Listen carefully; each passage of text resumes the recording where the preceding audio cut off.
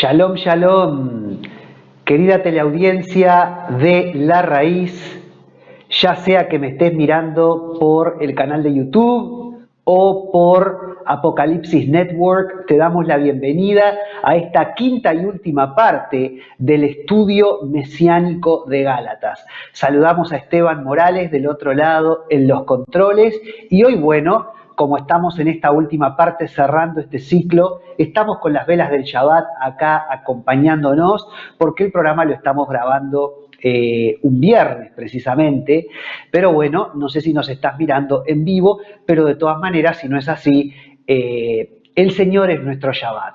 Así que los cristianos vivimos en un permanente Shabbat.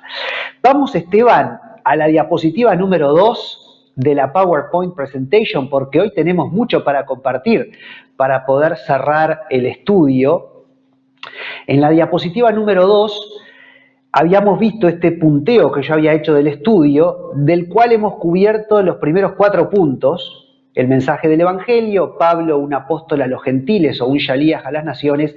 La iglesia es Israel, con todo ese tema tan controvertido y tan difícil de ¿qué cosa es Israel? ¿Cuál es la diferencia entre el reino del sur y el reino del norte?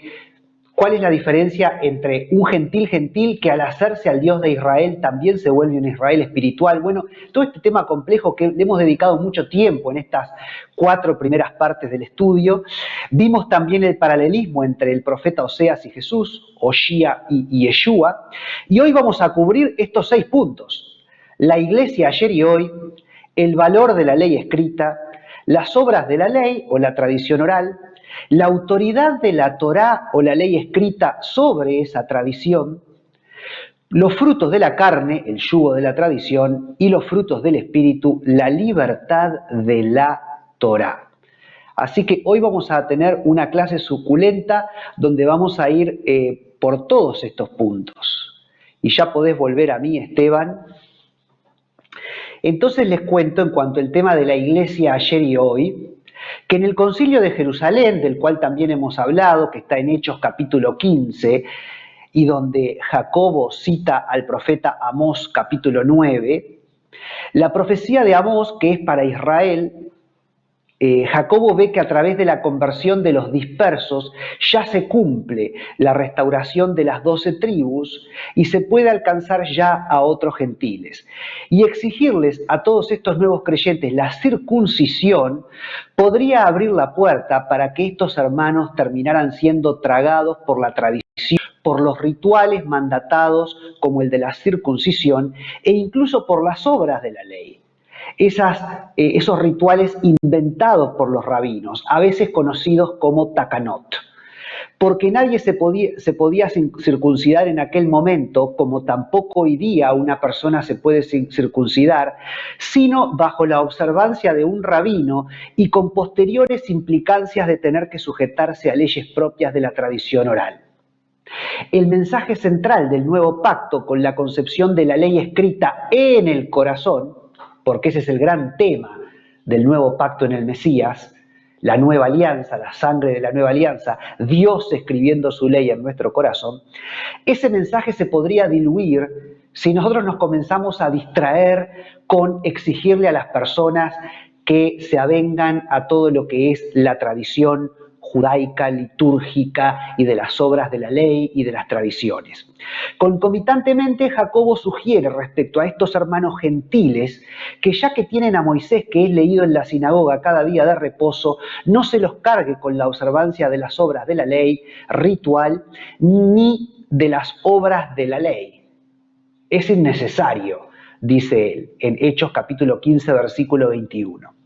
Los apóstoles, ancianos y toda la iglesia, toda la asamblea de creyentes, se ponen de acuerdo luego en enviar a Pablo, Bernabé, Judas y Silas con este mensaje a los hermanos de Antioquía.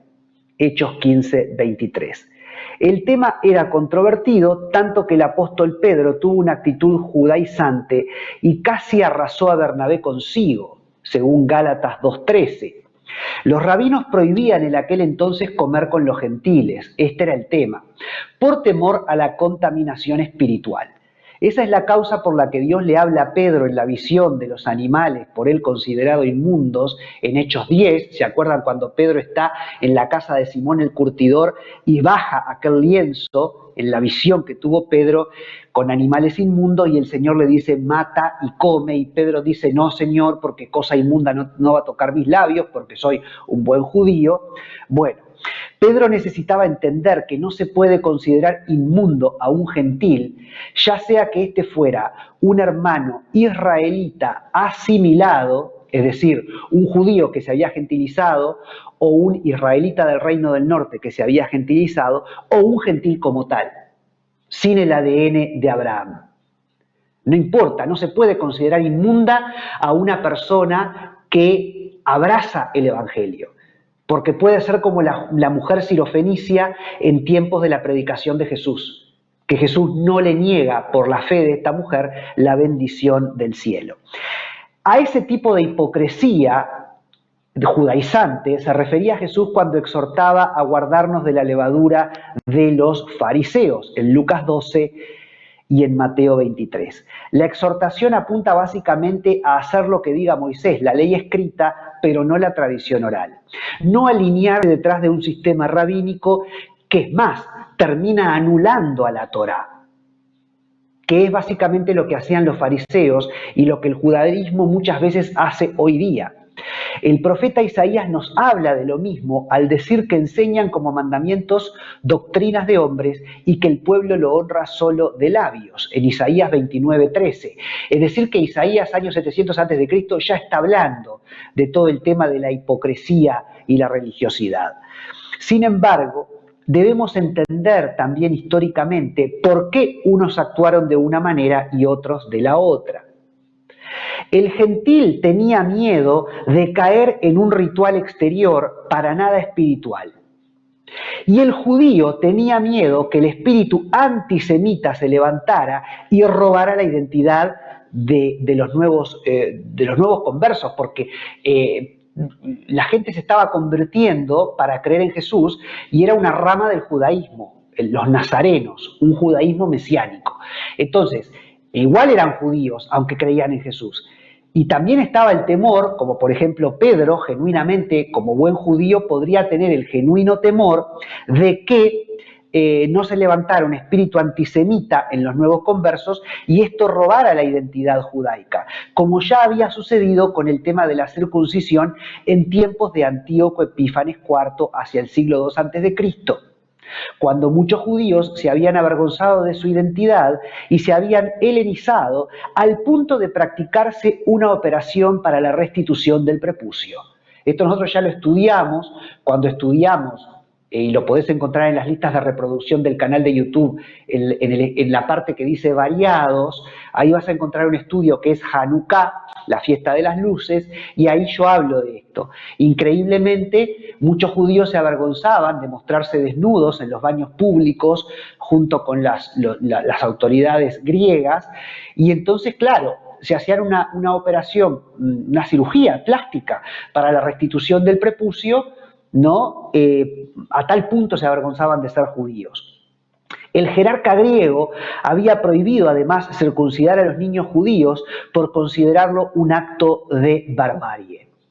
Es comprensible, por tanto, el celo de los judíos por mantener muchas veces esos ritos, porque es muy fácil decir, este fulano está judaizando, yo no voy a caer en nada de eso es judaizar, eso es un disparate. Bueno, pero entendamos también que muchas veces el espíritu que anima al judaizante es un espíritu noble en realidad, porque lo que la persona no quiere es perder la identidad judía, que en realidad es la identidad también contenida en la Torá. Hay que ser misericordioso en este sentido, ¿sí?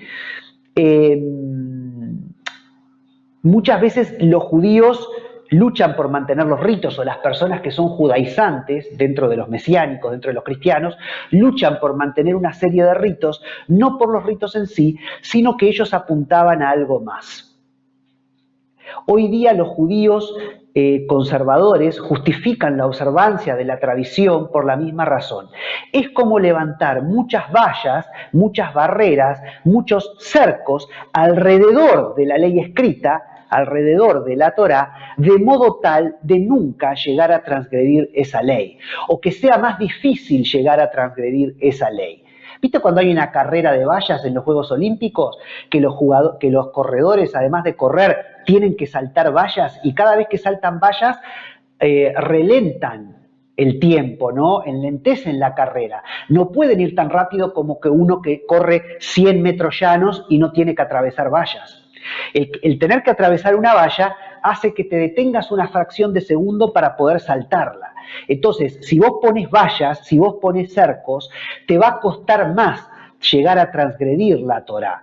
Y eso es muchas veces lo que anima el espíritu judaizante. Entonces también hay que entender ese espíritu judaizante, no juzgarlo con tanta vanidad y con tanta superioridad por parte de los que no somos judaizantes y decir, esos que judaizan. Bueno, hay que entender el corazón también de esas personas, ¿no? En el caso de nosotros los cristianos, el tema es que nuestra valla es el Espíritu Santo, que nos guía a toda la verdad, nos exhorta, nos reprende, nos insta al arrepentimiento, por supuesto. Pero Jesús, como buen maestro judío, también levanta esas vallas o esos cercos cuando dice que cualquiera, por ejemplo, cuando dice que cualquiera que mira a una mujer con deseo ya pecó en su corazón, en el Evangelio según Mateo 5. Jesús dice, bueno, ustedes escucharon que el que adultera, el que se acuesta con una mujer comete adulterio.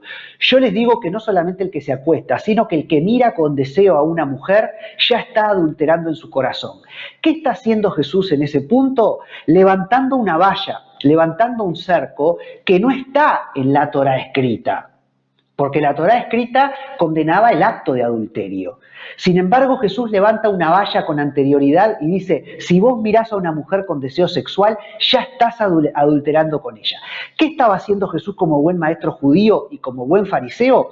Estaba levantando una valla. Porque si yo ni siquiera puedo mirar con deseo sexual a una mujer, porque eso ya es adulterio, mucho menos voy a llegar a acostarme con una mujer fuera del matrimonio. Si no es con mi esposa, no me voy a acostar con nadie. Porque si ni siquiera me es permitido mirar a una mujer con deseo, si no puedo ni mirar a una mujer con deseo sexual, ¿cómo voy a llegar a acostarme con alguien? ¿Cómo puedo llegar a acostarme con alguien si antes no tuve deseo sexual? ¿Y cómo puedo tener un deseo sexual si el Señor dice que no debo mirar a una mujer que no sea mi esposa con deseo sexual? Entonces, el propio Jesús, como maestro judío, también podría considerarse que es judaizante en alguna de sus aproximaciones a la interpretación de la Torá. Y el propio Jesús levanta vallas como esta, de modo tal que yo no pueda llegar a transgredir la Torá, que sería en este caso concretamente el hecho de cometer el adulterio y de acostarme yo con una mujer que no sea mi esposa. Pero una forma de no llegar a cometer ese pecado es, bueno, que ya ni se me permita mirar con deseo a otra mujer. Entonces hay que entender por dónde viene este tema, porque muchas veces somos muy despreciativos hacia todo lo que es judaizante. El amor debe primar entre las dos visiones, la visión más gentil y la visión judaizante, vamos a decir, ¿no? Que a los legalistas que quieren judaizar se les comprenda y se les tenga misericordia y que no se menosprecie, que no se los menosprecie por esa actitud judaizante, sino que se pueda, bueno, entiendo, vos lo que estás haciendo al levantar todos estos rituales es tratar de que uno realmente no llegue a transgredir la ley escrita del Señor. Entonces tengo que entenderlo también. Pero también los hermanos legalistas y los hermanos muchas veces judaizantes tienen que entender que no tienen que menospreciar a los hermanos liberales que quieren saber de nada con judaizar. De 14:3, el que come no menosprecia al que no come. Y el que no come, no juzgue al que come, porque Dios le ha recibido. Es decir, el que come, el que no observa todas las tradiciones judaicas, no menosprecie al que no come, al que se guarda de hacer un montón de cosas porque está judaizando. ¿sí?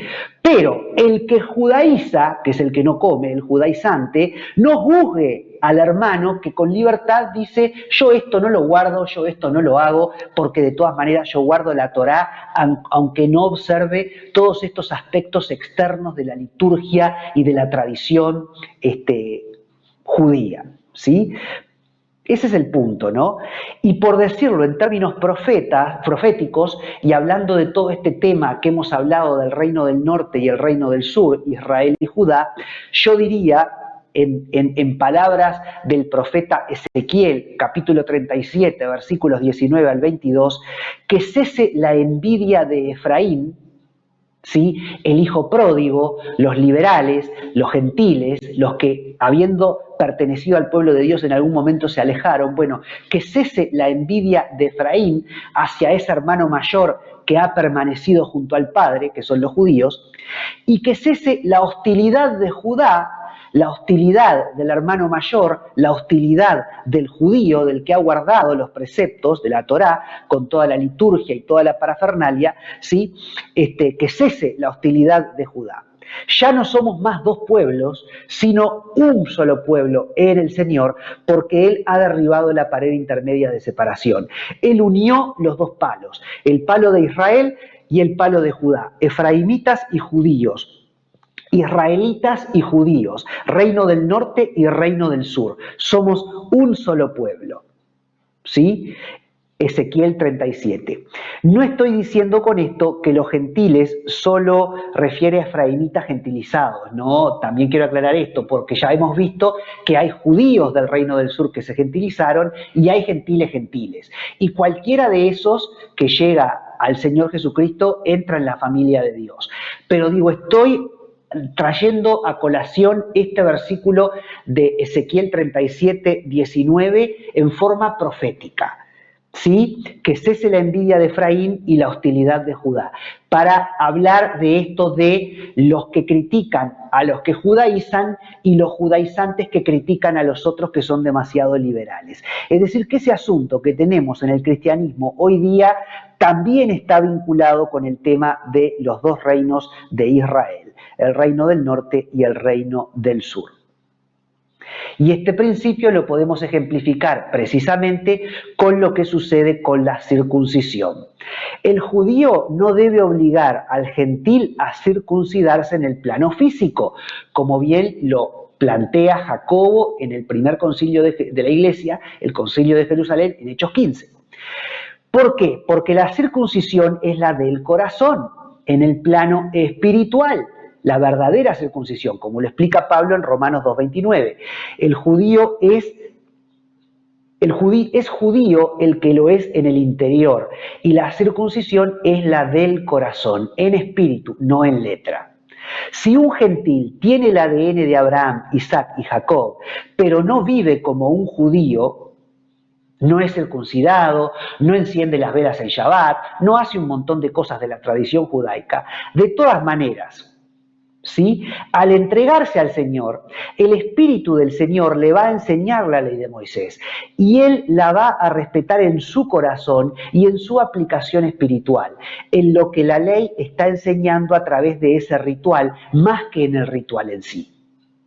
La obligación del gentil es conocer esa ley y guardarla en su contenido, en lo conceptual, no en la forma, no en su manifestación ritual, no en la liturgia. Y eso es lo que la Iglesia en esencia ha hecho a lo largo de 2000 años, católicos, ortodoxos y protestantes. El Espíritu Santo ha hecho muy bien su trabajo y no ha dormido la siesta, pese a que muchas veces sí, históricamente, la Iglesia ha tenido aspectos de dureza en el corazón y pecados terribles. Pero en general, la Iglesia ha guardado, por ejemplo, toda la ley y todas las festividades del judaísmo en lo conceptual, no en lo ritual, no en lo litúrgico, pero sí en lo conceptual. La circuncisión es una señal de pacto entre Dios y los hombres, cuyo objetivo es que el hombre haga a un lado sus instintos, que los subyugue a su espíritu. No que los ignore ni los deje de ejercer, esos instintos que son humanos y que nos caracterizan, pero que sean el orden de Dios y siendo Dios lo primero. ¿Sí?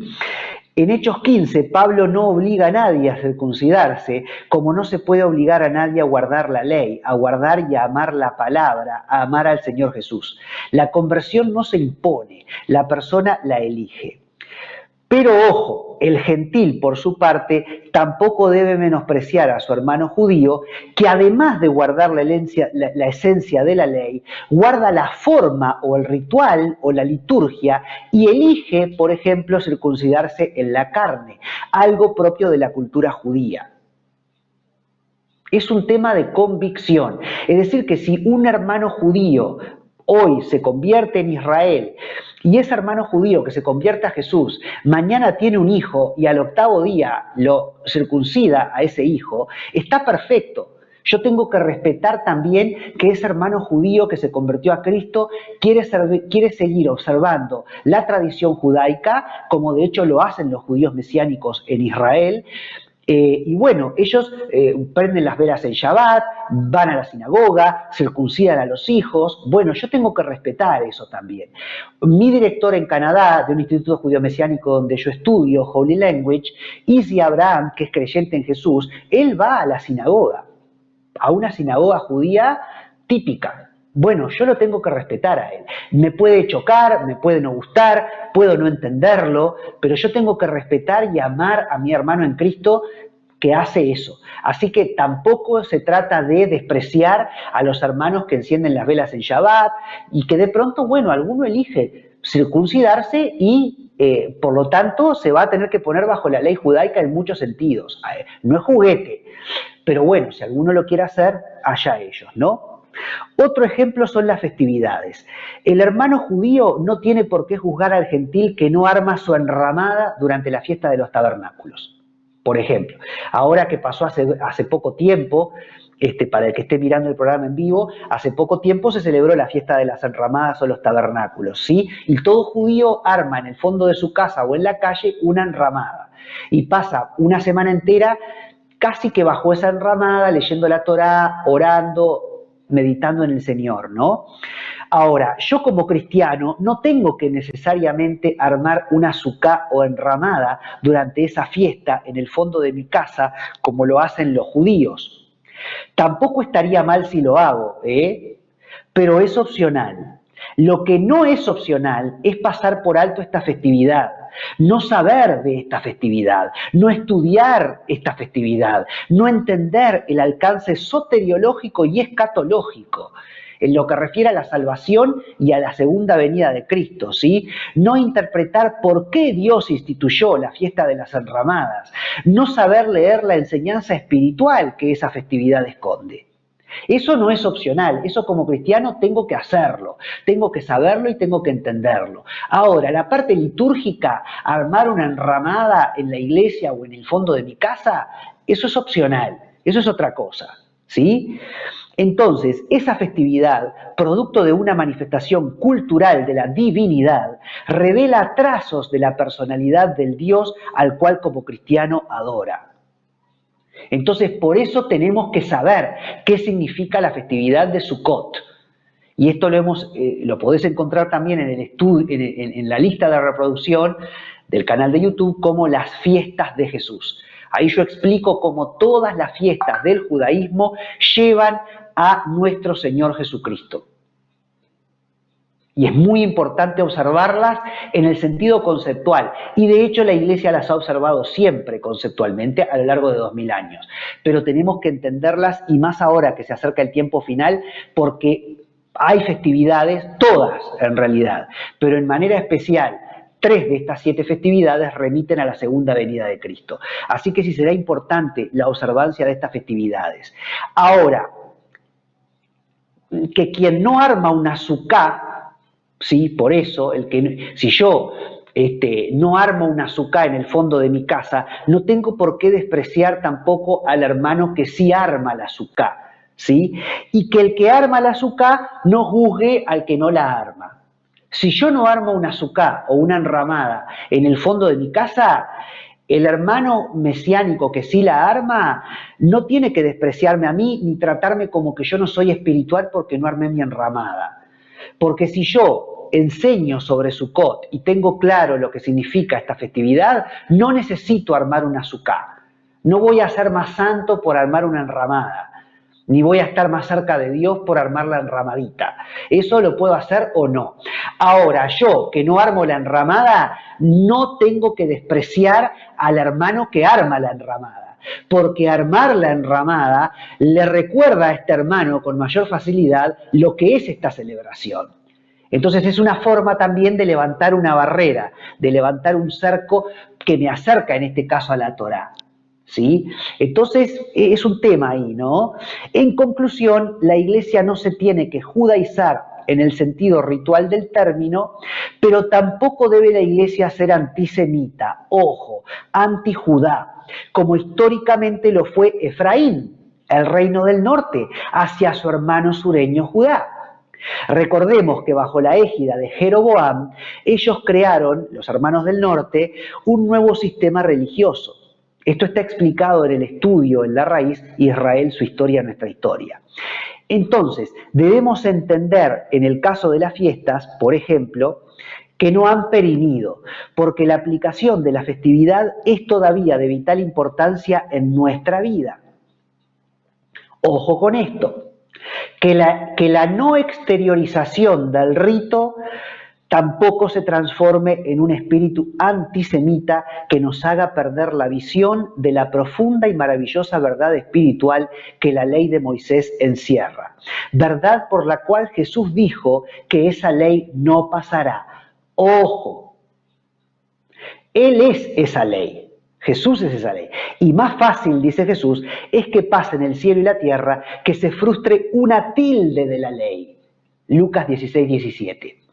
Porque esa ley nos habla de Jesús, de los tiempos señalados de su primera y segunda venida, si hablamos de las fiestas solemnes de Israel, por ejemplo, de los Moedim.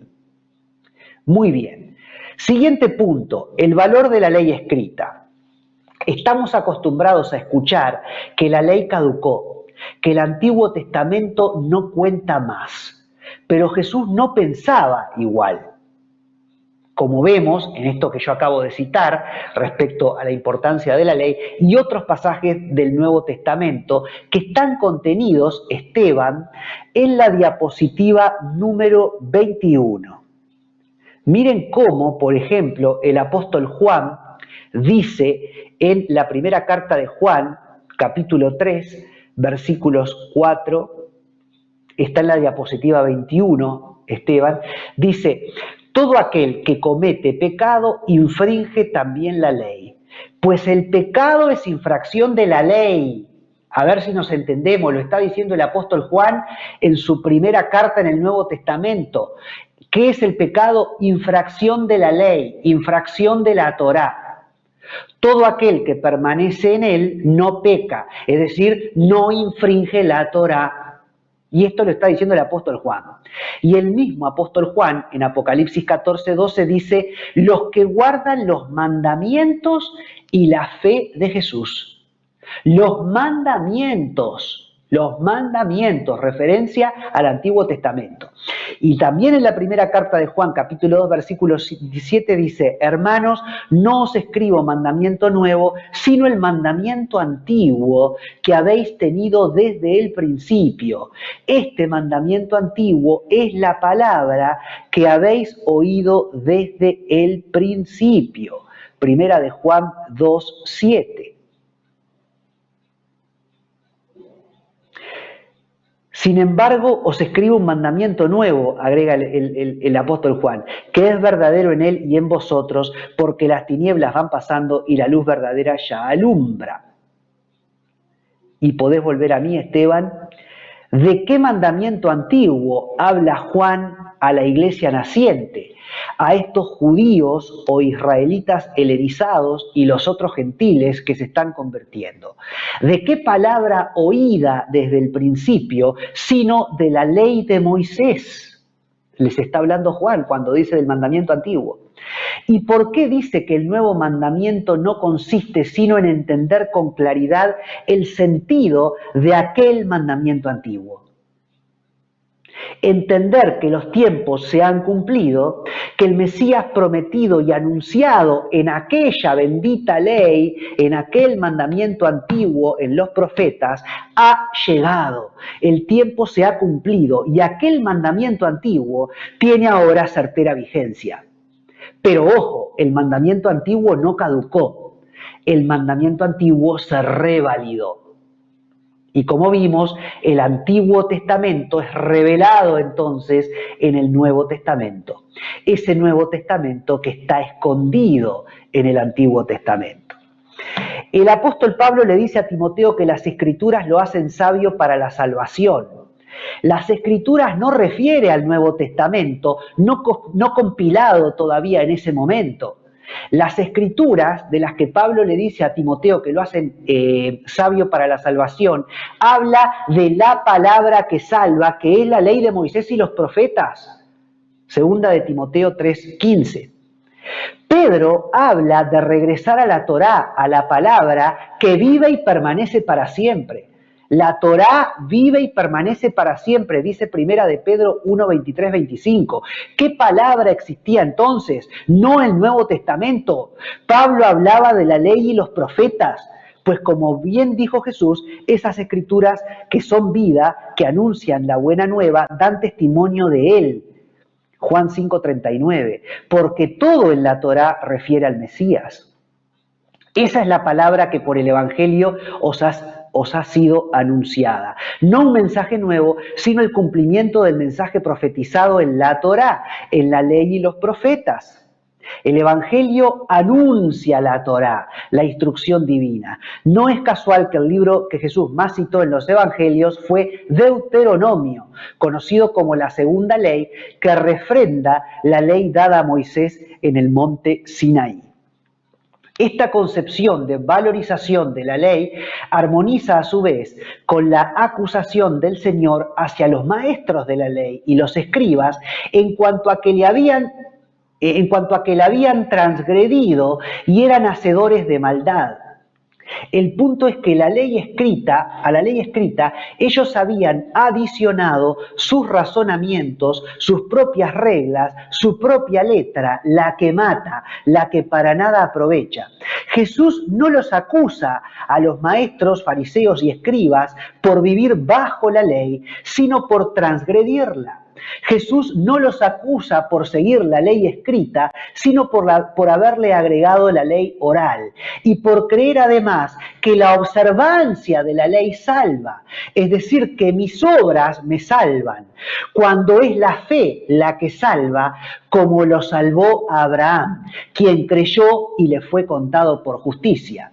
Creer que la observancia de la ley, aún la ley escrita, me salva, es agregar a la obra de Dios mi propia obra. Y esto es espíritu babilónico. Ojo con esto, y esto se lo digo a los hermanos judíos. Ojo con creer que tu observancia de la ley es la que salva. Y esto también se lo digo a los hermanos judaizantes dentro del cristianismo. Ojo con creer que armar una enramada en tabernáculos es lo que te va a salvar. O prender las velas del Shabbat, o circuncidar a un hijo. Ojo con esto. Ojo. Porque esto es ser yo mi propio Dios. Así de grave es. ¿Sí? Porque, y esto también llevándolo, sacándolo de esta, digamos, tirria entre lo judaizante y lo no judaizante, si voy a las iglesias evangélicas o católicas comunes y corrientes, ojo con aquellas iglesias que entran en decir, si no te vestís de tal manera, no sos lo suficientemente santo. Si no crees de esta otra manera, no está correcto. Y es un ejemplo de corte muy grueso lo que voy a decir, pero no hasta hace mucho tiempo había denominaciones protestantes que no le permitían a la mujer usar pantalones. Ojo, porque eso es también poner una tradición oral. Eso es también agregarle a la ley escrita y eso es también decir que mi propio Dios es que la mujer no se vista de pantalones. La mujer tiene que vestirse de pollera y de vestido. Si se viste de pantalones, no logra la salvación o no está bien. Ojo, porque eso es espíritu de Babilonia. Pretender decir que una mujer para ser santa tiene que vestir pollera y no puede vestir pantalones, permitime que te lo diga, es espíritu de Babilonia. Porque vos estás haciendo de una ordenanza de hombres, que es que la mujer no vista pantalones, estás haciéndolo tu propio Dios. Y estás haciéndolo casi tan importante como la bendita sangre que el Señor Jesús derramó en el madero. Estás agregando a la obra de Dios con tu propia obra. Terrible, terrible, babilónico. Y saliendo de ese ejemplo de corte tan grueso, hay otras cosas dentro de las denominaciones protestantes, ¿no? Acá si no haces las cosas de tal manera no está bien, no sos de los nuestros. Y hay 50.000 variedades, que también muchas veces es por ignorancia y por no conocer otras denominaciones, ¿no? Pero hay gente que toma la Santa Cena, como los católicos y los hermanos libres dentro de los protestantes, el pan y el vino. Pero hay gente que toma el pan y el vino una vez por mes, la mayoría de las iglesias protestantes. Y hay gente que toma el pan y el vino una o dos veces al año y con lavado de pies. Todos son hermanos. ¿Tá? El que toma el pan y el vino con lavado de pies una vez por año, que es lo más bíblico, porque el Señor lo hizo en una Pascua, una vez al año, no se sienta superior al hermano católico que participa del pan y el vino en todas las misas, o al hermano libre protestante que participa del pan y el vino todas las semanas. ¿Sí? Ojo con esto. El Salmo 119, y esto lo tenemos en la diapositiva número 22, miren qué lindo el Salmo 119, diapositiva 22, guardaré tu ley siempre, para siempre y eternamente, y andaré en libertad porque busqué tus mandamientos. Diapositiva 22, después Esteban cuando la encuentres la podés poner ahí, preciosa reflexión que nos deja el Salmo 119. Guardaré tu ley siempre, para siempre y eternamente, y andaré en libertad porque busqué tus mandamientos. Los mandamientos nos liberan. La observancia de la Torá nos libera, no nos hace cautivos. Ahora, no agreguemos y tampoco creamos que la observancia de la Torá es la que me salva. No, mi fe depositada en esa ley es la que me salva, porque la obra es de Dios, no nuestra. La ley y los mandamientos de Moisés nos liberan, no nos atan. De esa libertad habló Jesús cuando les dijo a los judíos que permaneciendo en su palabra, que es también la palabra de Moisés, ellos serían libres. Los fariseos se sienten ofendidos y dicen que siempre fueron libres cuando por la dureza de su corazón e idolatría habían sido esclavos de los egipcios, los asirios, los babilonios, los medopersas, los griegos y los romanos. Pero Jesús les dice que si atendieran a Abraham, en verdad serían libres como Jesús era libre. Pero por el contrario les dice, ellos son hijos de su padre el diablo, en Juan 8:44. Y vamos ahora a otra diapositiva, la número 23. ¿Sí? La siguiente diapositiva. Miren lo que el Señor Jesús, lo que dice el Señor en Juan. En Juan el Señor dice, no penséis que yo voy a acusaros delante del Padre. Hay quien os acusa, Moisés, en quien tenéis vuestra esperanza. Porque si creyeseis a Moisés, me creeríais a mí. Porque de mí escribió él, pero si no creéis a sus escritos, ¿cómo creeréis en mis palabras? Juan 4:45-46. Según la declaración de Jesús, los escritos de Moisés, la ley y las palabras de Jesús están en perfecta sintonía. Lo uno no niega lo otro, lo uno convalida lo otro. Y por eso Jesús dice lo que está en esta diapositiva, en esta diapositiva 23. Hasta que pasen el cielo y la tierra, ni una jota ni una tilde pasará de la ley, hasta que todo se haya cumplido. De manera que cualquiera que quebrante uno de estos mandamientos muy pequeños, y así enseña a los hombres, muy pequeño será llamado en el reino de los cielos. Mas cualquiera que los haga, estos mandamientos de la Torá, y los enseñe, este será llamado grande en el reino de los cielos. Mateo 5, 18, 19. Así que sí será importante esto de la observancia de la Torá. podés venir a mí, Esteban, pero siempre es lo conceptual, lo conceptual. Jesús dio la autoridad de enseñar la Torá a las naciones a Juan y a los otros apóstoles, ya que los maestros de la ley estaban cambiando la Torá, según enseña Gálatas 2:5. Cuando Jesús dice, procuráis matarme porque mi palabra no haya cabida en vosotros, Juan 8:37, lo que les está diciendo a los maestros de la ley es que no creen en la ley escrita de Moisés, que no saben interpretarla, que desconocen su esencia, aunque guardan el ritual, aunque litúrgicamente sí la guardan. Esto no era nuevo en la historia del pueblo escogido. Ya en tiempos de Jeremías, hacia el año 600 a.C., encontramos reprensiones de parte de Dios. ¿Cómo decís nosotros somos sabios y la ley de Adonai está en nosotros? Ciertamente la ha cambiado en mentira la pluma mentirosa de los escribas.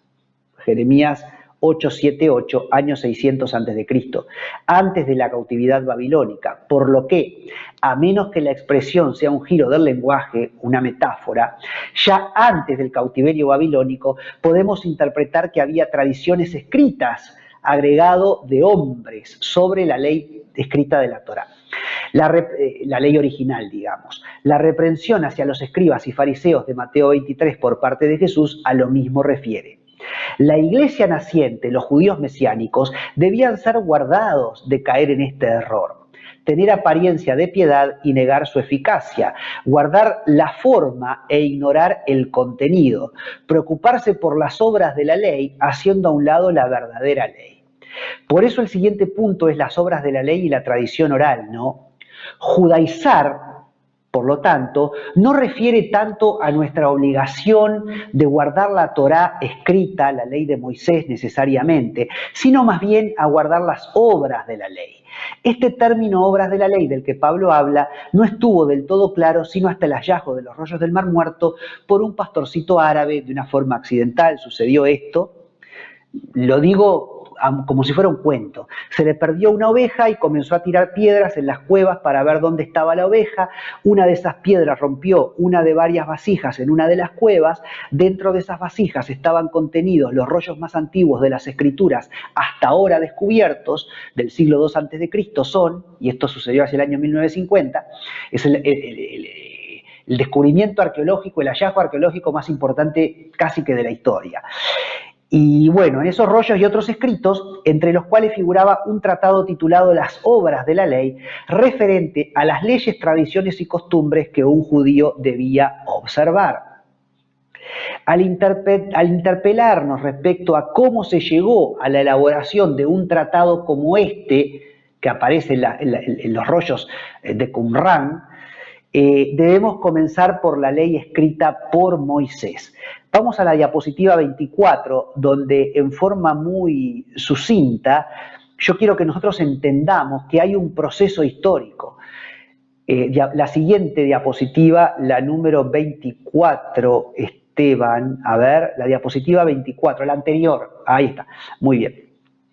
Dice, la escritura de la ley escrita y de las obras de la ley.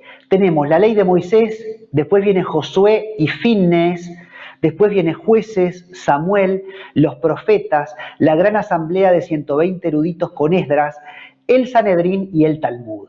Y como ven, yo hice una diferencia entre dos colores en el proceso histórico.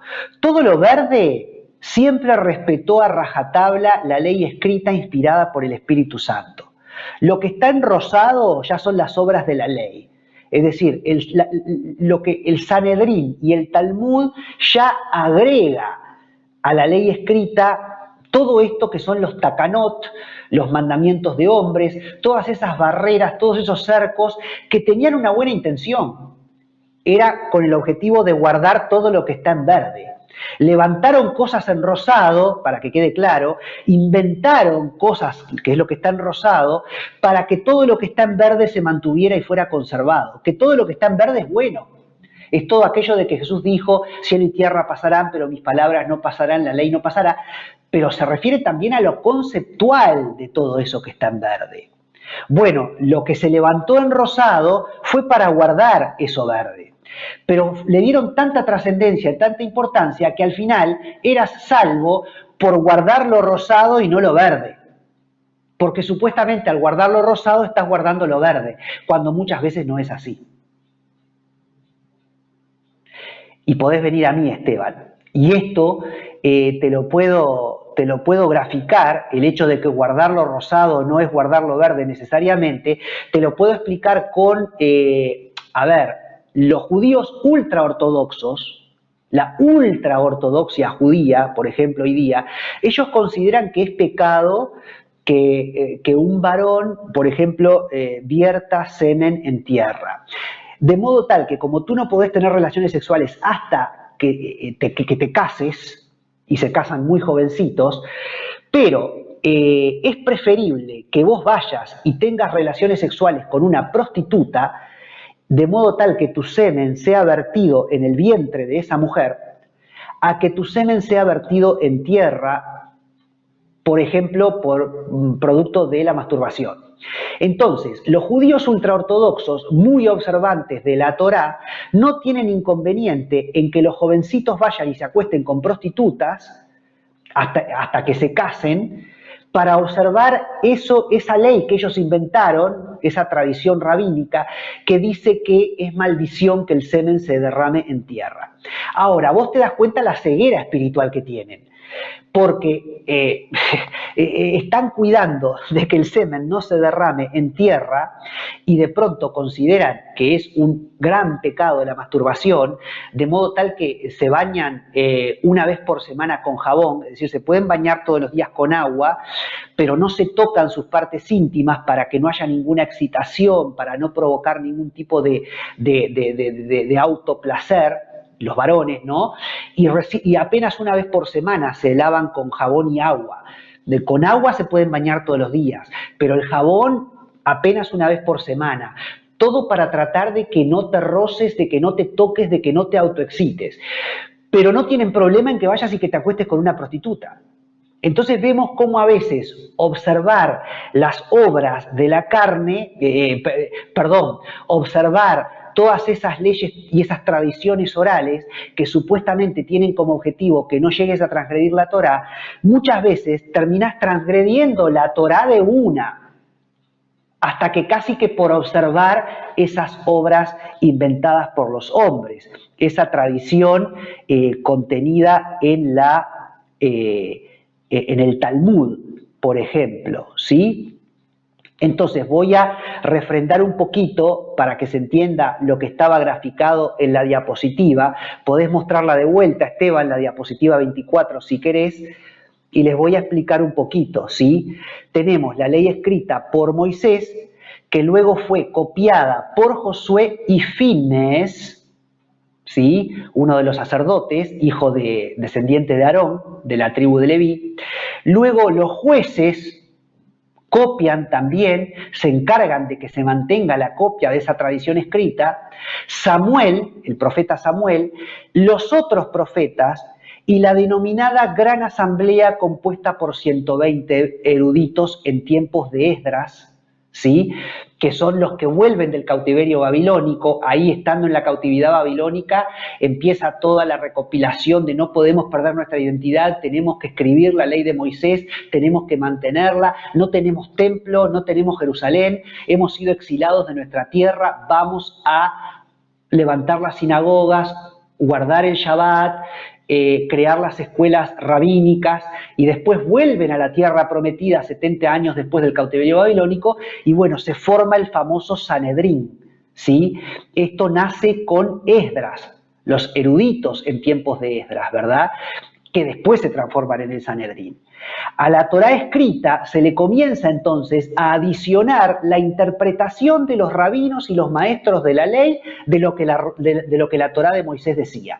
Esta interpretación oral paralela está contenida en lo que hoy se conoce como el Talmud, un compilado de tradiciones, costumbres, historias y leyendas orales, escrito ya a partir del siglo II después de Cristo, y más precisamente hacia los siglos IV y V después de Cristo. Pero hasta ese entonces esas tradiciones y leyes eran transmitidas básicamente de boca en boca en forma oral. Los esenios, un grupo ya existente en tiempos de Jesús, habrían incluido en su biblioteca esos famosos rollos del Mar Muerto, descubiertos accidentalmente por el pastorcito en búsqueda de su oveja en el año 1950, después de Cristo, hace menos de 100 años. Esos rollos del Mar Muerto esconden este tratado basado en esas tradiciones orales. Es un compilado escrito que data del 250 a.C. al 66 después de Cristo. Y encontramos regulaciones de todo tipo en el Talmud. Desde las 39 formas de guardar el Shabbat, cuando la ley de Moisés jamás dio una sola especificación al respecto de cómo guardar el Shabbat, hasta las leyes codificadas, la llamada halajá, la interpretación de los rabinos respecto a cómo guardar la ley. Halajá proviene del término camino y se usaba porque había seguidores o discípulos de diferentes rabinos. Así se hablaba de la halajá del rabino tal o cual. Existían también sectas regidas por diferentes maestros. La de los fariseos, por ejemplo, que daba mucha importancia a la tradición oral y contaba con el favor del pueblo. La secta de los saduceos, menos popular, enfatizaba la Torá escrita. Vení un poquito a mí, Esteban. En un punto, a los cristianos se los comenzó a llamar la secta de los nazarenos o la secta del camino, en referencia al halajá de su maestro Jesús de Nazaret, ¿no? Que había pautado un camino o una halajá, una forma de interpretar la Torá. Por eso el Señor dice, yo soy el camino, la verdad y la vida, en Juan 14:6. Él pautó un camino, una halajá, una forma de interpretar la Torá. Vení a mí, Esteban, ya después vamos a pasar a la 25, pero vení un poquito a mí si podés. Muchas veces en los evangelios encontramos la expresión de Jesús, oísteis que fue dicho, mas yo os digo. Ello no implicaba que lo que Moisés y los profetas habían dicho estaba mal, sino que las interpretaciones rabínicas que de esa ley se habían hecho estaban mal. Por eso el Señor planteaba una nueva interpretación, una nueva halajá, como se dice en el judaísmo, un nuevo camino. ¿Sí? Él demostraba cuál era el espíritu detrás de esos mandamientos. Esa interpretación, ese camino que Jesús pauta, esa halajá, es la correcta y es la única correcta. Yo soy el camino.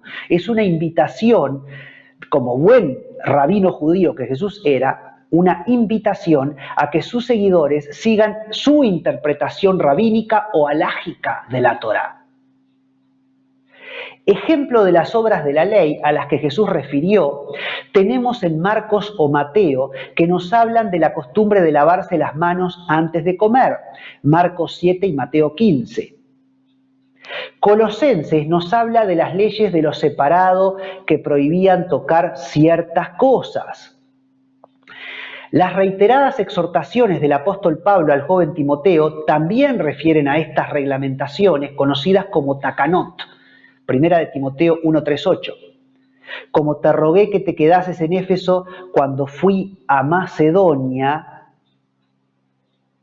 ¿sí? Le dice el apóstol Pablo al joven Timoteo, para que mandases a algunos que no enseñen diferente doctrina, ni presten atención a fábulas y genealogías interminables, que acarrean disputas más bien que edificación de Dios, que es por fe.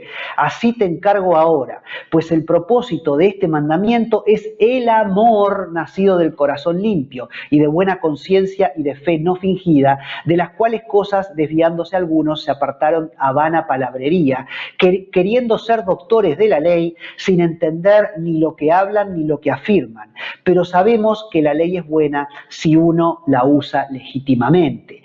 Entonces, miren cómo Pablo en la exhortación a Timoteo está diciendo, no nos vayamos por las ramas, no nos confundamos con los takanot, con las obras de la ley, con toda esa parafernalia agregada, bla, bla, bla, bla, bla, bla, bla, bla, bla, que en realidad nos aleja del sentido pleno y conceptual de la ley.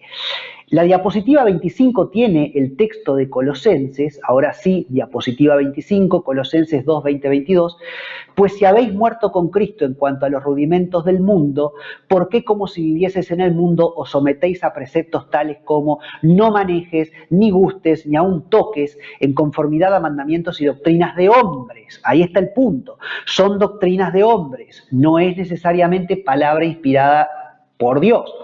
Y primera de Timoteo 1:4 dice, ni presten atención a fábulas y genealogías interminables que acarrean disputas, más bien que edificación. Lo que pasa es que a veces la dureza del corazón de los hombres es tal que Dios termina entregándolos a esta dureza y religiosidad. Esto está en la siguiente diapositiva, Esteban, la número 26, con un pasaje de Ezequiel que dice, yo también les di estatutos que no eran buenos y decretos por los cuales no podrán vivir. Ay, ay, ay. Y en palabras del apóstol Pablo en Gálatas 3:24, la ley de Dios, contrariamente, ha sido nuestro ayo, nuestra ayuda para llevarnos a Cristo, a fin de que fuésemos justificados por la ley, por la fe, perdón. Pero vemos la diferencia acá, claramente, vemos la diferencia entre esos estatutos y mandamientos de hombres que se terminan convirtiendo en una carga y la ley de Dios, que lo que nos da es libertad, que nos lleva a Cristo. Es un ayo, es un bastón, una ayuda que nos termina llevando a nuestro Señor Jesucristo. ¿Podés venir a mí, Esteban?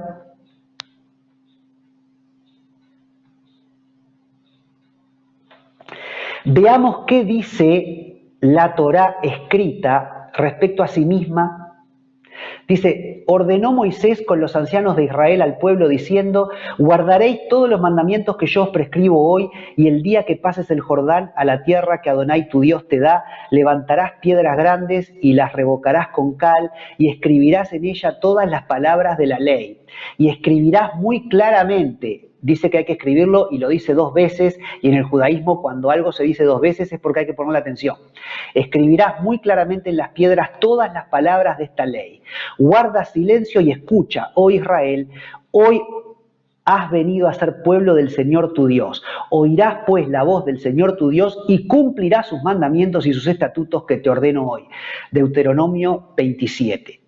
Escribir los mandamientos y escribirlos claramente, dice el texto, pero ¿de qué nos está hablando Moisés? De lo que Pablo nos está hablando en Gálatas respecto a que la ley es nuestro ayo, nos ayuda porque nos da los conceptos por los cuales tenemos que caminar y no apartarnos para llegar a la libertad. ¿Sí? Pablo sigue la ley de Moisés y lo que Moisés dijo. A esa ley la iglesia también debe atenerse. Josué copiará más adelante todo lo escrito por Moisés y no hubo palabra alguna que el Señor no hubiera dado a Moisés. Todo se escribió, dice Deuteronomio 12 y Josué 8. No hay otra ley paralela de igual valor a la ley escrita o no debería haberla. Los estatutos y derechos y ley y mandamientos que os doy, que os dio por escrito, cuidaréis siempre de ponerlos por obra, dice Segunda de Reyes 17:37. Nuestros padres no escucharon las palabras de este libro para hacer conforme a todo lo que nos fue escrito, Segunda de Reyes 22:13. No escucharon las palabras de este libro. Olvidaste la ley de tu Dios, porque olvidaste la ley de tu Dios, también yo me olvidaré de tus hijos. Oseas 4:6, el profeta del reino del norte que analizamos la clase pasada. Como vemos, ya siglos antes de la venida del Señor, los sacerdotes no enseñaban la Torá, sino más bien su tradición. Cuando el pueblo escogido se alejó de Dios, Ezequiel nos da ese texto que dice que Dios permitió que crearan leyes y cargas que ni siquiera ellos podían sobrellevar, ¿no? Pero era por la soberbia del ser humano, ¿no? La religión inventada por el ser humano y no revelada de Dios. Esa ley que destruye, no la ley de Dios, ¿sí? Pero bueno, sino la soberbia del ser humano. Es un espíritu babilónico en realidad, es querer ser nosotros nuestro propio Dios. Lo importante es amar a Dios, como dice Pablo, y ese amor nos lleva a la obediencia. A Dios se le sirve obedeciéndole y peor es la desobediencia porque es como un pecado de idolatría, ¿sí? La desobediencia, cuando no amamos a Dios y no lo obedecemos. El hombre vivirá cumpliendo la ley, mientras que desobedeciéndola será dispersado. ¿Sí? Así aconteció a Israel y a Judá, aunque en menor grado a Judá, porque el reino del sur siempre fue un poco más fiel que el reino del norte, ¿no? Ahora, es difícil obedecer. Israel no pudo, pero la solución la provee el Mesías al verter su propia sangre para cubrir ese pecado de desobediencia y unir los dos palos o las dos casas de Israel, Judá y Efraín, en un solo palo. ¿Cómo? Escribiendo la ley, escribiéndola en el corazón del hombre mediante el nuevo pacto que él sella cuando derrama su sangre al entregar su vida. Jeremías 31:31, que tanto lo hemos visto a lo largo de este estudio. El corazón de piedra fue removido y en el interior de todo judío, israelita o gentil que abrazó el madero mediante la sangre derramada del cordero, fue cubierta, perdonada y olvidada su transgresión. Ellos fueron limpiados, regenerados, y la habitación del Espíritu de Dios en el interior de esos judíos e israelitas creyentes en Jesús, más los gentiles como tal, los guió a toda verdad sin necesidad de que nadie les enseñara, sin necesidad de ayos sucedáneos a la ley de Moisés.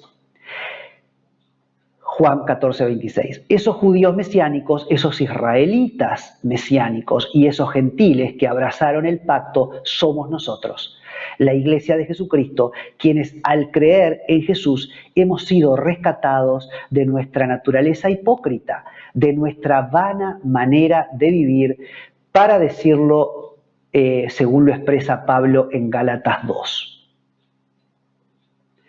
En el monte Sinaí, la instrucción al pueblo fue: haremos y escucharemos. La idea es que todo el que crea en el Mesías debe guardar el camino del Señor, la interpretación que Jesús hace de la ley de Moisés, de la Torá. Debe guardar la Torá, pero en lo conceptual, en espíritu y verdad, de corazón, y no por obligación, como Jesús le enseña al joven rico, ¿no? En los evangelios en Mateo 19.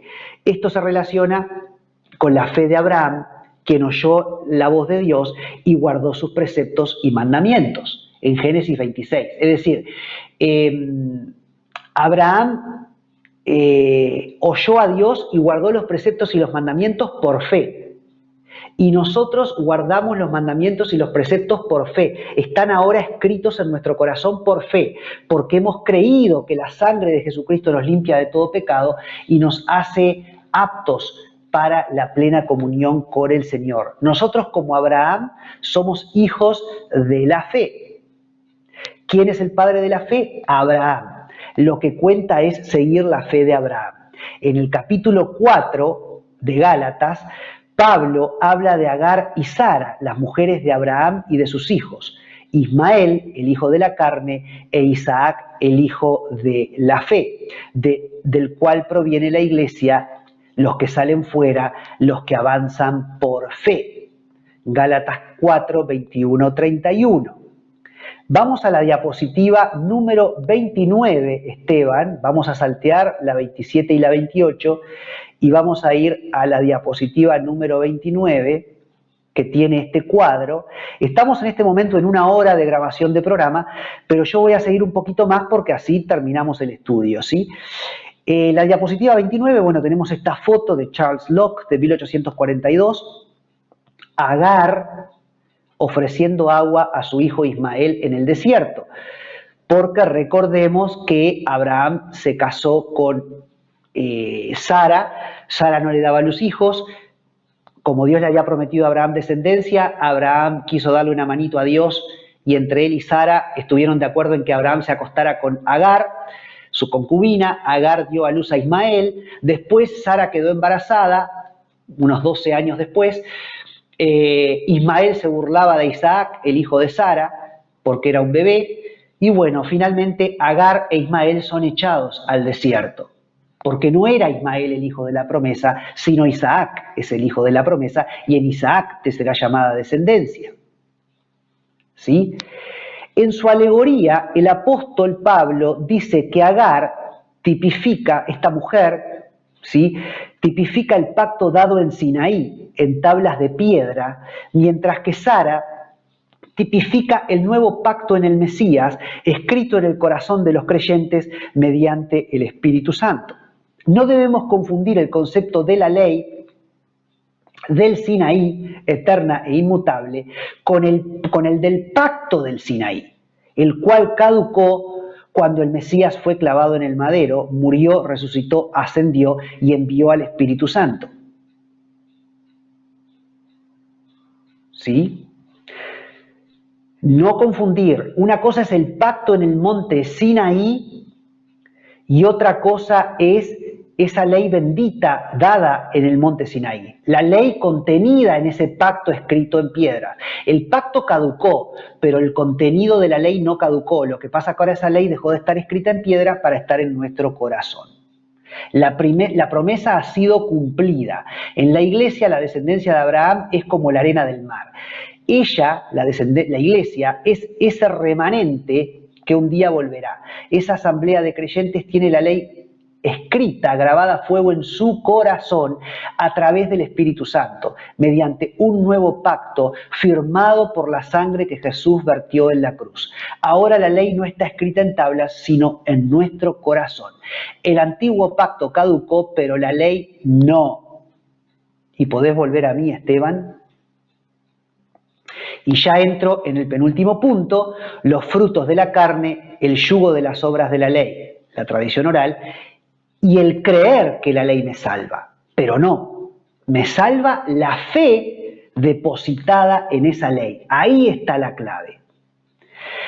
Porque amén de la diferencia entre la ley escrita de Moisés y las obras de la ley, o los takanot, todo eso que el ser humano le agregó, los mandamientos de hombres, producto de la tradición, hay otro tema que es el tema de cuál es mi Dios.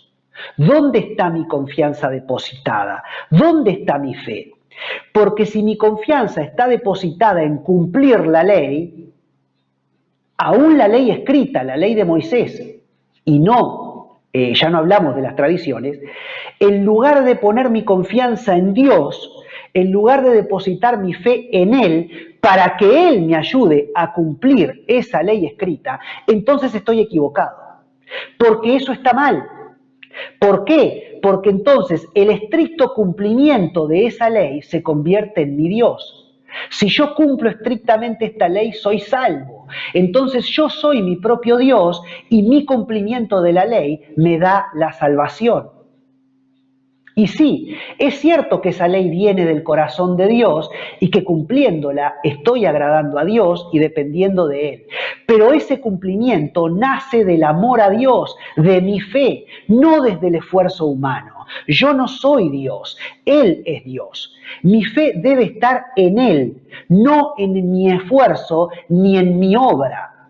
Cuando los sacerdotes ofrecían sacrificio de animales u otras libaciones en el Antiguo Testamento, la confianza no estaba en la sangre derramada del animal per se o en las libaciones, sino en lo que esa sangre representaba. Otra cosa fue cuando llegó la sangre del Mesías, que es la que verdaderamente limpia, pero aquella era símbolo de esta que vendría. Depender de la fe significa depender de Dios, dejar que el Ruach HaKodesh, el Espíritu Santo, habite en mí y me lleve a toda verdad.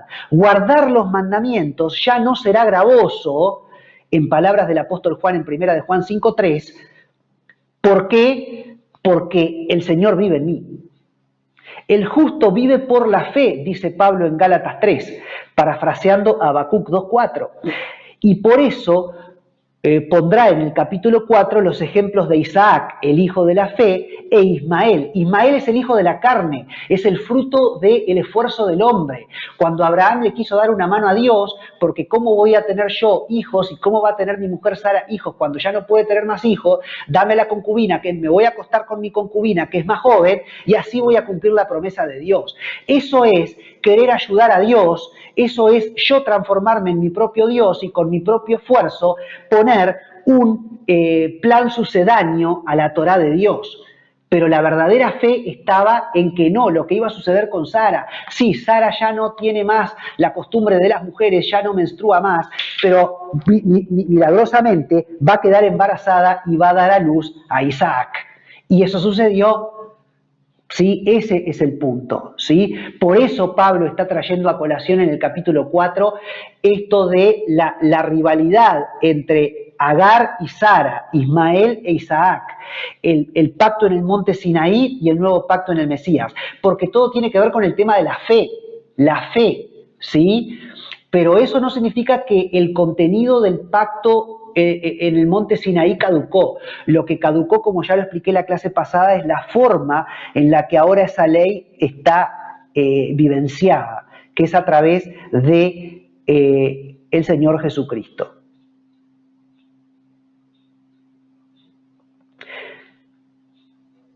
El que haga por fe lo que está escrito, dice el profeta Habacuc, vivirá por ello. ¿Sí?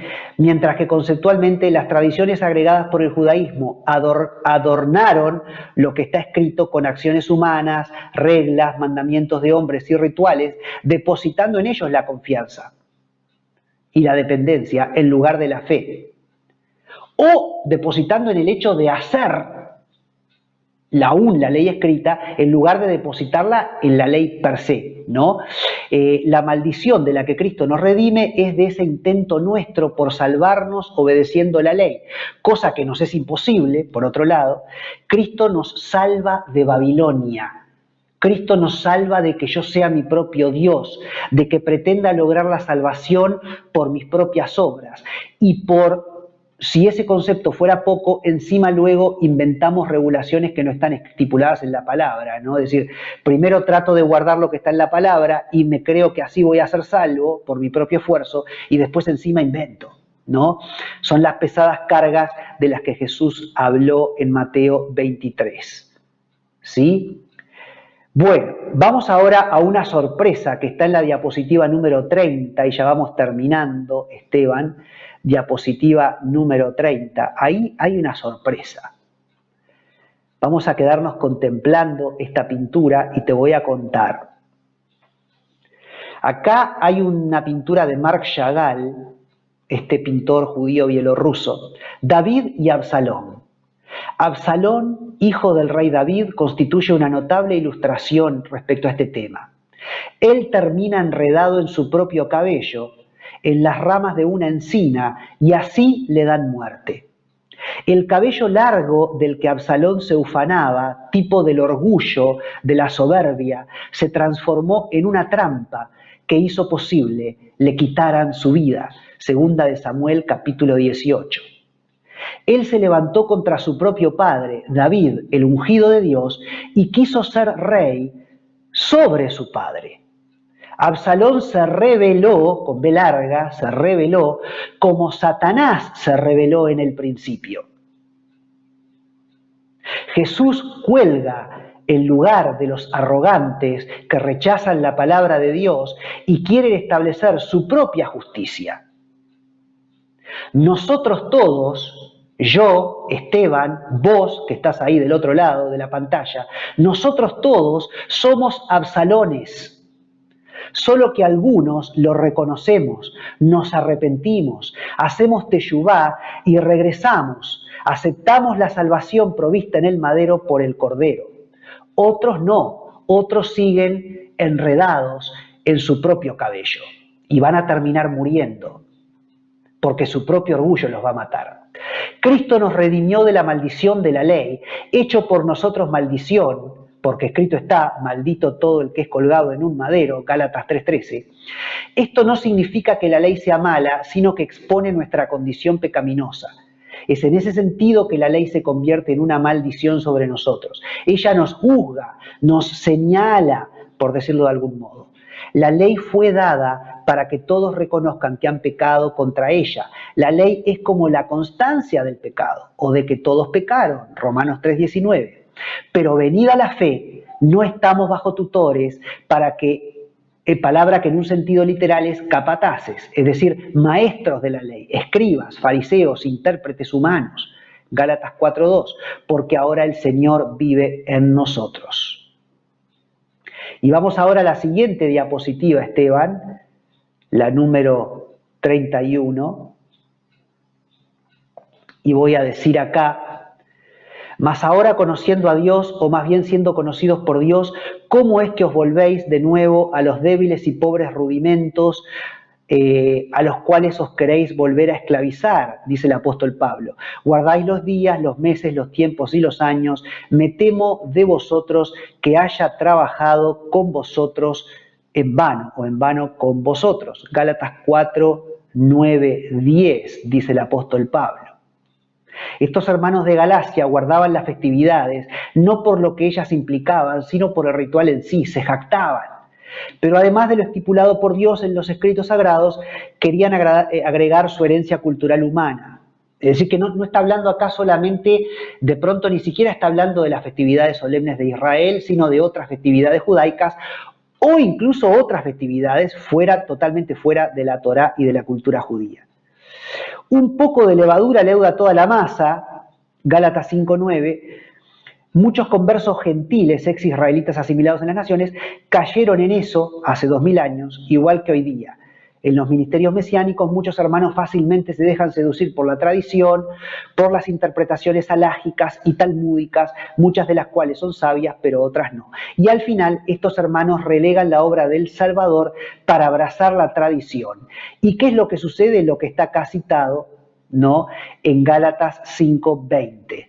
Manifiestas son las obras de la carne, que son adulterio, fornicación, inmundicia, lascivia, idolatría, hechicerías, enemistades, pleitos, celos, iras, contiendas, disensiones, herejías, envidias, homicidios, borracheras, orgías y cosas semejantes a estas, acerca de las cuales os amonesto, como ya os lo he dicho antes, que los que practican tales cosas no heredarán el reino de Dios. Mi propio director en Canadá tuvo que hacer un estudio particular desenmascarando a todos estos moveres mesiánicos cuando realmente se judaizan. Estos frutos de la carne resultan cuando el yo... Podés venir a mí, Esteban, ya estamos terminando, perdón que se hace un poquito largo, pero no me da para una hora más el viernes que viene. Estos frutos de la carne resultan cuando el yo está entronado, cuando el yo no muere. Si no existe renuncia a las obras de la ley o a la vanidad de creer que me salvo por cumplir la ley escrita, sin entender que me salvo por depositar la fe en esa ley, se puede caer en práctica de pecado sexual, relaciones sexuales con prostitutas, por parte de los judíos ultraortodoxos, como les explicaba hoy día, ¿no?, a ese punto de incoherencia. Y el último punto, los frutos del Espíritu. ¿Sí? La libertad de la ley escrita. La forma de evitar caer en toda esta esclavitud es someternos a Dios por fe y como resultado amar la palabra escrita, la ley de Moisés solamente. No se trata de amar y abrazar mi esfuerzo por cumplir esta ley. Eso es autocomplacencia, eso es volverme mi propio Dios, eso es espíritu de Babilonia, eso es creer que me puedo salvar a mí mismo. Pero no, se trata de obedecer a Dios, obedecer en el espíritu de la ley, como Jesús enseñó. La ley no caducó, la ley es buena, 1 de Timoteo 1:8. Habitar en esa palabra será habitar en Jesús y el Espíritu Santo nos moverá a obedecer esos mandamientos, los cuales no nos son gravosos. Fruto de esa obediencia en fe nacerán los frutos del Espíritu, que están en la diapositiva número 32. ¿Cuáles son los frutos del Espíritu? Diapositiva 32, amor, gozo, paz, paciencia, benignidad, bondad, fe, mansedumbre, templanza. Contra tales cosas no hay ley. Y esto ya lo tenemos en el capítulo 5, ya terminando la carta de Pablo a los Gálatas. Y repito, la diferencia con el pacto antiguo es que ahora estas leyes han sido escritas en el corazón del pueblo mediante el pacto renovado en el Mesías a través de su obra expiatoria y la presencia del Consolador, el Espíritu Santo, quien vive en cada creyente. Por eso dice Pablo que no es judío el que lo es exteriormente, de acuerdo a las obras de la ley, a la tradición alágica, sino el que lo es en el interior de su corazón. Y por eso dice ellos y el Israel de Dios, judíos y gentiles. Y vamos a terminar con la diapositiva número 33, el capítulo 6 de Gálatas, que dice: en Cristo Jesús ni la circuncisión vale nada, ni la incircuncisión, sino una nueva creación. Y a todos los que anden conforme a esta regla y misericordia, a ellos y al Israel de Dios. El Israel de Dios puede entenderse como los judíos, pero también a ellos, los que por fe, los gentiles, ¿verdad? A todos ellos estamos unidos en el Señor Jesús. O podría entenderse ellos como los gentiles, específicamente los que no tienen ADN abrámico, y el Israel de Dios como los judíos gentilizados y los efraimitas gentilizados. Todo esto de lo cual hemos estado hablando.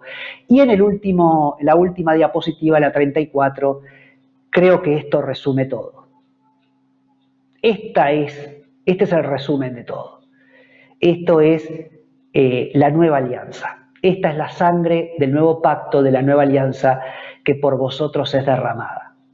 Y a través del derramamiento de la sangre de nuestro Señor en la cruz del Calvario, ahora la ley está escrita en nuestro corazón y ahora vive en nosotros. Ha sido un gusto, se ha ido largo este estudio, 1:20 aproximadamente, perdón, pero bueno, había que terminar hoy para ya redondear y terminar este ciclo. Espero que te haya bendecido el estudio mesiánico de Gálatas y bueno, será hasta un nuevo encuentro. Esteban Morales, gracias por estar siempre ahí, ser de bendición del otro lado en los controles. Los quiero mucho y será hasta, bueno, un futuro estudio. De pronto ya en el 2023. Les cuento que entre mis planes está viajar a Israel en enero y febrero del 2023 a un viaje académico turístico y no descarto hacer un programa sobre esa experiencia con muchas fotos y enriqueciéndonos sobre todo lo que Israel tiene para regalarnos. Así que Dios mediante de pronto será hasta febrero en donde de pronto volvamos con ese estudio. Los quiero mucho y bueno, los hermanos de Apocalipsis Network van a tener la reproducción constante del estudio de Apocalipsis y el estudio de Gálatas hasta nuevos estudios. Y los que me siguen por YouTube tienen ahí 14 estudios, 14 listas de reproducción con 70 videos para entretenerse un buen rato.